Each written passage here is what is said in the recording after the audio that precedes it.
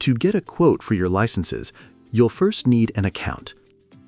Log in, click on the menu, and then select My Account.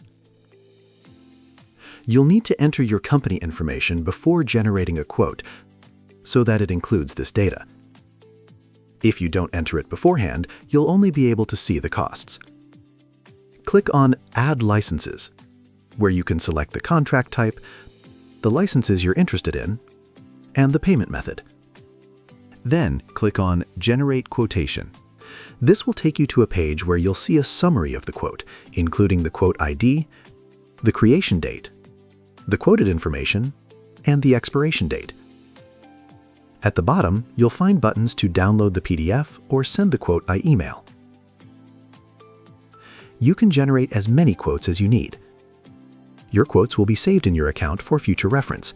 To do this, go to My Account, select Quotations, where you'll see all your quotes displayed, along with their status, ID, and other details. At the end of each line, you can click the three dots and select Download PDF, or click View, which will take you to the quote preview. From there, you can click the Apply Quote button to continue purchasing your licenses.